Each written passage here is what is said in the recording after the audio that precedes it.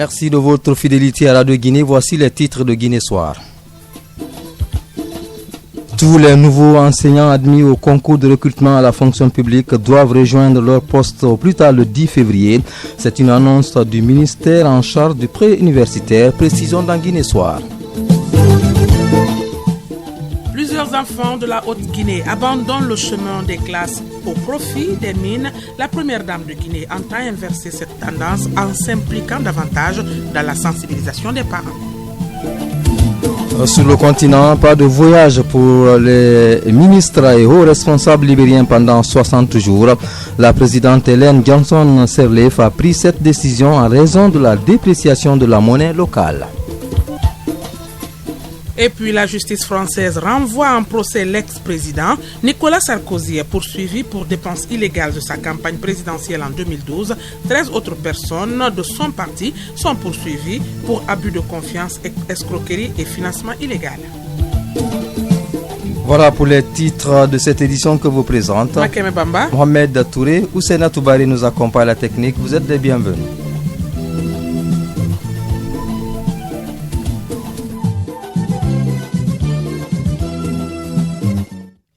Merci d'être avec nous. Le partenariat gagnant-gagnant, une des priorités du chef de l'État pendant son mandat à la tête de l'Union africaine. Le président Alpha Condé l'a dit récemment à Kaleta lors du lancement du projet d'interconnexion des réseaux d'électricité des pays membres de l'OMVG. Mamadou Adamabari. Un panafricaniste convaincu, le chef de l'État donne son point de vue sur les aides au développement. Professeur Alpha Condé est favorable au principe de partenariat concerté et gagnant-gagnant. Nous souhaitons que cet accompagnement soit basé sur notre volonté, sur nos désirs. Nous ne souhaitons plus que les décisions soient prises à l'extérieur, à Paris, à Washington, à Pékin ou à Moscou, mais en Afrique. Et que les pays tiennent compte de nos préoccupations, qu'ils nous écoutent et qu'ils nous accompagnent dans ce que nous voulons. Nous ne voulons plus qu'on décide à notre place. L'Afrique doit être unie pour gagner le pari du développement, poursuit le chef de l'État. Il reste convaincu que les problèmes du continent doivent nécessairement trouver des solutions africaines. Dans tous les problèmes, l'Afrique va parler d'une seule voix. Et je suis convaincu qu'avant la fin de 2017, nous résolverons le problème de la Libye. Ni les Nations Unies, ni l'Europe, ni les États-Unis, seule l'Afrique peut résoudre le problème de la Libye. Et nous allons démontrer notre capacité. D'ici la fin de l'année, il y aura un gouvernement d'union nationale accepté par tout le peuple libyen. Enfin, le chef de l'État promet également de s'investir sur le continent pour la promotion des jeunes et aussi le cas de la diaspora africaine qui doit constituer la 6e entité géographique du continent après l'Afrique australe, centrale, orientale, occidentale et celle du Nord. Mamadou Adamabari sur Radio Guinée, une rencontre pour sensibiliser et informer les acteurs du secteur des transports. Le thème porte sur l'appui de l'Union européenne. C'est un projet initié par le gouvernement guinéen à travers le ministère des Transports. Il est financé par l'Union européenne à travers le 10e FED, le Fonds européen de développement. Fana Kamara. Le projet d'appui au secteur du transport PAST compte développer plusieurs activités pendant 4 ans. Pour mieux se faire connaître et faire connaître des activités qui seront développées, un atelier est organisé à l'intention des acteurs impliqués dans le transport. Mohamed Cheikh Fofana, régisseur du projet PAST, revient sur quelques actions à réaliser. Il y a 58 activités qui sont contenues dans ce programme d'appui au secteur des transports et qui amèneront à prendre des mesures de correction de l'environnement dans lequel on se trouve. La sensibilisation des acteurs des transports, ceux qui offrent le service de transport aux populations, qui concerne le code de route, le plan national de développement urbain, le renforcement de capacités, la professionnalisation des chauffeurs, les conditions d'accès aux différentes professions. Ces activités connexes qui tournent autour de la marchandise et qui tournent autour des individus feront l'objet d'amélioration, le niveau d'exécution du travail qui est le leur. Pour le ministère des Transports, ce projet d'appui au secteur du transport aura un impact positif sur la prestation du ministère. Mohamed Cheikh Touré, secrétaire général du ministère des Transports. Ce projet, dans le cadre du 10e FED, répond à un besoin qui est celui d'accompagner le gouvernement guinéen dans ses objectifs qui visent l'amélioration de la mobilité des personnes et des biens ainsi que l'accessibilité des services de base pour tous, conformément au cadre stratégique Guinée Vision 2035. Je garde l'espoir qu'au terme de la mise en œuvre du PAST, le secteur des transports connaîtra une réelle performance pour le grand bien de la population guinéenne. Ce projet de 4 ans est financé à hauteur de 2 millions d'euros par l'Union européenne. Fana Camara sur Radio Guinée, les récoltes n'ont pas influencé cette année le prix des produits alimentaires importés. Dans les marchés, le riz local se fait rare. C'est le cas notamment à Badi, dans Tondon, où le prix du kilo de riz est resté intact, c'est-à-dire 6 000 francs guinéens le kilo. Cette situation inquiète aujourd'hui les consommateurs. Radia Camara. Cette année, les périodes de récolte et post-récolte n'ont pas été assez réjouissantes. Dans les marchés hebdomadaires, aucune abondance de produits alimentaires locaux avec des prix abordables n'a été constatée. Le riz local, par exemple, se fait de plus en plus rare en ce moment. Une situation qui inquiète ce marchand de riz, Mamadou Bassouma, rencontré au marché hebdomadaire de Badi. Cette année, il est très difficile d'avoir le riz. Ce n'est pas comme les années passées. On dirait que ce n'est pas les moments qui suivent les récoltes. L'arachide, le maïs, le folio, tout est cher. Même pendant la récolte, nous marchands, on n'avait presque rien comme bénéfice. Ça nous inquiète beaucoup. Pendant la période de récolte, le prix du riz importé était relativement revu à la baisse. Mais aujourd'hui, l'on assiste à une hausse du prix des denrées alimentaires sans aucune distinction, ce qui complique la tâche pour les marchands de riz local. Ici, le kilo de riz est resté à 6 000 francs. Pour le revendre, ça dépend. Tu ne peux avoir que 500 à 1000 francs comme bénéfice. Il arrive un moment où on ne gagne même pas ça. Et quand on vient parfois, même un demi-sac, on n'obtient pas. Cette situation interpelle les acteurs de l'agriculture. Il faut cependant donner davantage de moyens pour mettre en valeur l'agriculture traditionnelle. En tout cas, dans la sous-préfecture de Badi, comme un peu partout d'ailleurs à l'intérieur du pays, cette année sera marquée par une consommation à outrance de riz importé. Hadia Camara de retour de Badi à Tondon pour Radio Guinée. Le maraîchage est l'une des activités très prisées par de nombreuses femmes à Conakry, la capitale guinéenne. Ces femmes pratiquent cette activité pour subvenir à leurs besoins, mais malheureusement, elles sont confrontées ces derniers temps à de sérieux problèmes liés à leur travail. Ces problèmes sont entre autres l'urbanisation, le problème d'eau pour irriguer les cultures, les insectes nuisibles. Face à cette situation, ces femmes marieuses demandent de l'aide à l'État afin de bien mener cette activité de maraîchage dans la capitale. Aboubakar Diaby.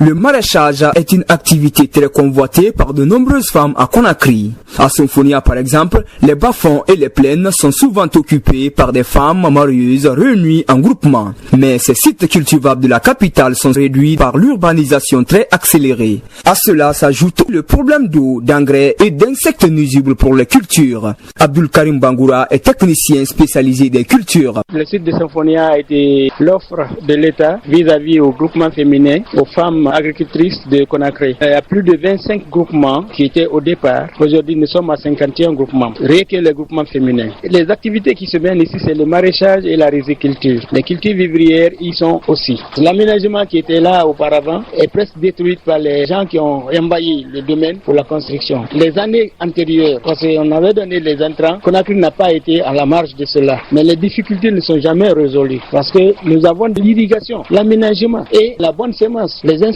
les ennemis des cultures. Malgré quelques appuis que ces femmes marieuses ont reçus de la part de l'État, elles restent encore confrontées à de sérieux problèmes en ce début de la saison sèche. Mami Souma est marieuse.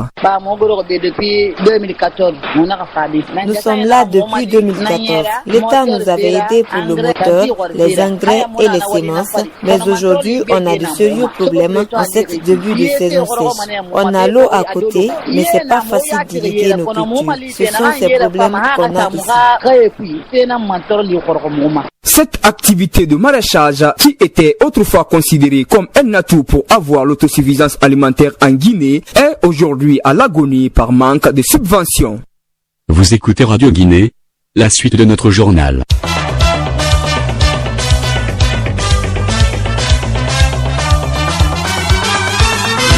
Guinée soit la deuxième grande édition de nos infos. Éducation maintenant, le ministère de l'enseignement préuniversitaire et de l'alphabétisation lance un appel pressant aux nouveaux enseignants admis au concours de recrutement à la fonction publique. Le département du préuniversitaire demande à tous ces enseignants de rejoindre immédiatement leurs différents postes d'affectation afin d'y retirer les différents documents pédagogiques et être prêts pour le démarrage effectif des cours le lundi 13 février 2017.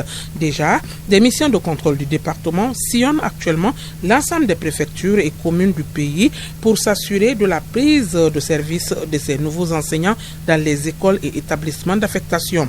Le ministère de l'enseignement préuniversitaire et de l'alphabétisation précise que tout retard engage l'entière responsabilité des défaillants. C'était là le contenu d'un communiqué parvenu à notre rédaction. Justement, des missions du ministère en charge de l'enseignement préuniversitaire sillonnent actuellement le pays profond.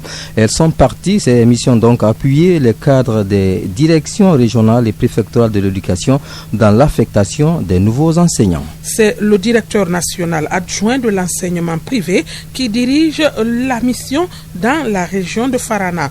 Selon lui, toutes les affectations dans les écoles doivent prendre fin d'ici vendredi.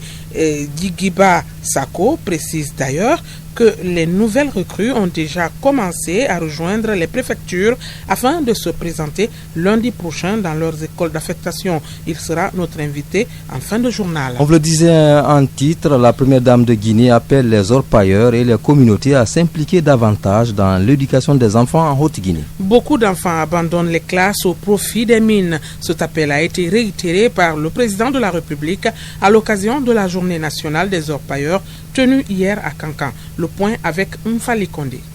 À l'ouverture des travaux de la conférence des orpailleurs, le chef de l'État, professeur Alpha Condé, a touché un aspect qui a attiré l'attention de la première dame de la République. Il s'agit de l'abandon des chemins de l'école par les enfants qui constituent pourtant l'avenir du pays. La première dame de la République, marraine de la cérémonie, sollicite auprès de l'association des orpailleurs et des communautés leur implication dans la sensibilisation des parents sur la scolarisation des enfants, notamment des jeunes filles dans les zones minières. Aujourd'hui, le constat révèle que les établissements scolaires de la Haute-Guinée sont moins fréquentés et c'est l'exploitation minière qui serait à la base de cette situation qui affecte dangereusement l'éducation des enfants. La fondation FCDK Prosmi, dont elle est la présidente, va se pencher sur la question pour trouver une solution idoine au problème. La promotion de l'éducation est d'ailleurs l'un des objectifs phares de la FCDK Prosmi. C'est pourquoi Radia Guinée Condé tient au développement du secteur éducatif guinéen. De son côté, l'association des orpailleurs de Guinée sollicite un partenariat avec la fondation de la première dame de la République pour acquérir des expériences en vue de mieux valoriser le secteur minier guinéen. Cancan, Mfali Kondé, Radio Guinée. Voilà toutes nos excuses pour la mauvaise qualité sonore de cet élément. Vous écoutez Radio Guinée, la suite de notre journal.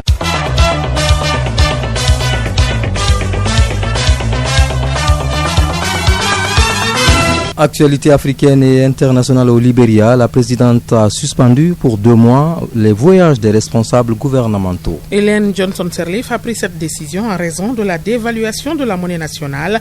Des exceptions ne seront accordées que par la présidente elle-même si ce voyage est d'un impératif majeur dans l'intérêt national. Cette mesure vise à ne pas trop épuiser les réserves en devises étrangères. Une nouvelle mutinerie en Côte d'Ivoire, elle est menée par les forces spéciales ivoiriennes. Des tirs ont été entendus ce matin à Adjeké, une localité dans le sud-est du pays. Raison évoquée, le paiement des salaires. Ce soulèvement survient 1 mois seulement après celui des éléments de l'armée basée à Bouaké. Selon des témoins, les premiers coups de feu ont été entendus vers 7 heures ce matin, obligeant la population à rester à la maison. Un contentieux maritime entre le Ghana et la Côte d'Ivoire est en train d'être tranché à Hambourg, en Allemagne. Le tribunal international du droit maritime a ouvert hier lundi la première audience pour délimiter la frontière entre les deux pays.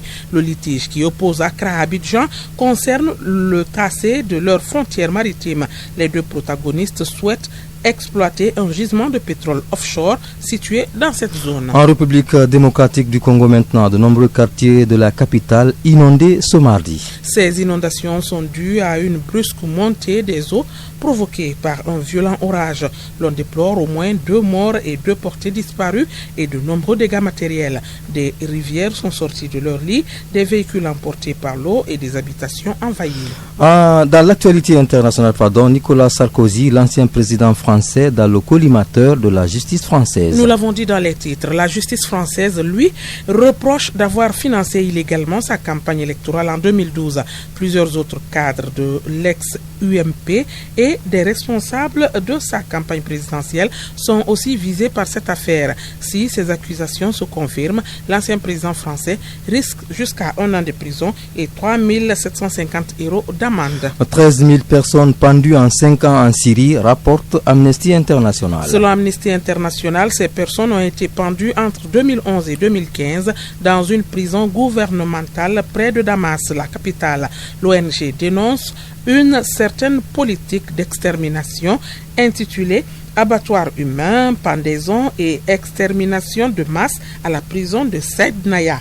Le rapport de l'ONG se base sur des entretiens avec 84 témoins, parmi lesquels des gardiens de prison, des détenus et des juges. Dans le reste de l'actualité internationale, un Saoudien a tenté de s'immoler par le feu près de Kaaba, le lieu saint de l'islam à la Mecque. Les autorités saoudiennes décrivent l'homme d'une quarantaine d'années comme un déséquilibré mental. Ce sont les policiers chargés de la protection des lieux qui ont réussi à empêcher cet homme de mettre le feu à ses habits qu'il avait déjà aspergés d'essence.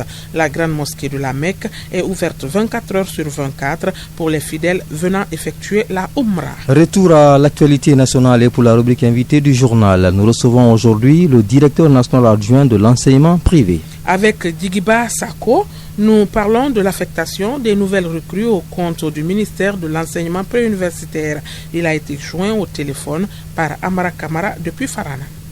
Monsieur Digiba Sako, bonsoir. Bonsoir, monsieur. Vous dirigez la mission du ministère en charge de l'enseignement préuniversitaire dans la région de Farana. Quel est l'objet de votre mission? Il s'agit d'appuyer les services de concentré dans la répartition des nouveaux enseignants mis à leur disposition. C'est-à-dire, le département a octroyé un quota à chaque inspection régionale de l'éducation, à chaque direction préfectorale de l'éducation en termes de chiffres. Et nous, maintenant, nous assistons les inspections régionales de l'éducation afin que les quotas-là soient judicieusement repartis entre les différentes préfectures de la région de Farana. Je voudrais aussi vous dire que le département a mis à la disposition de l'académie 337 enseignants de l'élémentaire. Et les 337 enseignants de l'élémentaire ont été repartis entre les préfectures comme suit. Farana a 95 enseignants, Dabola 95 enseignants, Dinguiraï 116 enseignants et la préfecture de Kissidougou 26 enseignants. Ouais, mais est-ce que ces enseignants-là ont déjà rejoint leur région? Les enseignants sont en train de rejoindre depuis avant-hier. À l'heure où je vous parle, quelques-uns même ont rejoint la DPE de Farana où ils ont été affectés. Donc ils sont en train de rejoindre au fur et à mesure. Vous voulez dire que dès que vous êtes arrivé, vous avez commencé à repartir parce que c'est au nom des IRE, ils ont été affectés. Effectivement,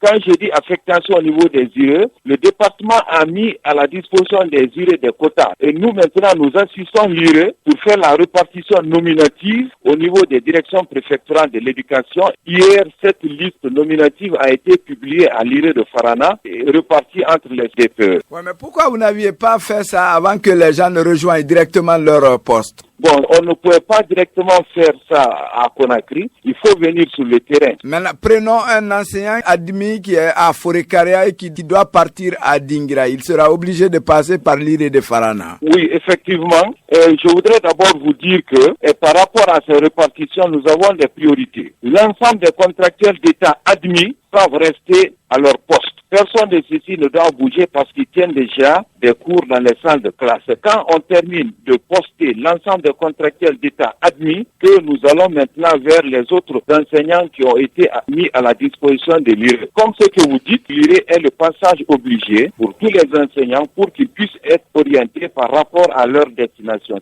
Est-ce qu'il y a des moyens d'accompagnement pour ces déplacements? Bon, maintenant là, il n'y a pas de moyens dans l'immédiat, mais ces moyens viendront un peu plus tard. Donc après Farana, vous serez obligé de vous rendre dans chacune des 4 préfectures de la région. Effectivement, c'est ce que nous avons entamé ce matin. À l'heure où on parle, on est comme ça à la DPE de Farana, où on a déjà commencé la mutation des 10 enseignants vers les écoles de la préfecture de Farana. Maintenant que les gens vont rejoindre leur école, les sous-préfectures, les villages, comment tout cela va se passer d'ici le 13, parce qu'il y aura l'ouverture des classes le 13? Bon, il est prévu que nous fassions toutes les mutations entre DPE vers l'école au plus tard le vendredi. Donc au plus tard vendredi, tous les enseignants sauront dans quelle école ils sont affectés. Et à partir de ce jour-là, il y a un plan de communication mis en place à tous les niveaux pour information, sensibilisation, pour faciliter le déplacement des 10 enseignants vers les sous-préfectures. Ils vont rejoindre leur poste en pleine année budgétaire.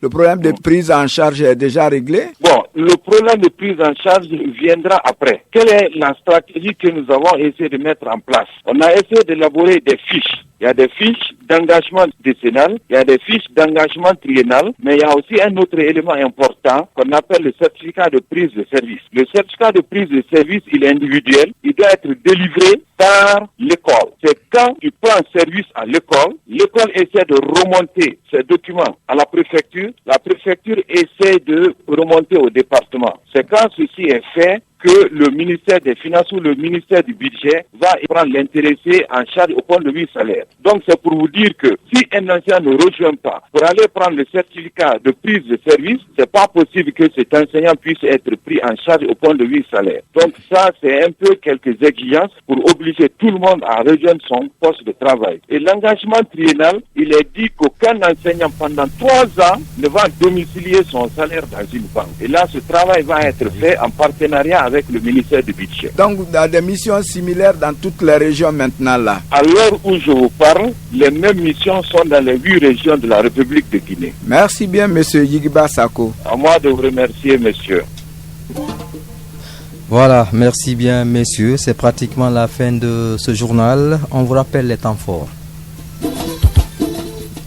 Tous les nouveaux enseignants admis au concours de recrutement à la fonction publique doivent rejoindre immédiatement leur poste au plus tard le 10 février. C'est une annonce du ministère en charge du pré-universitaire.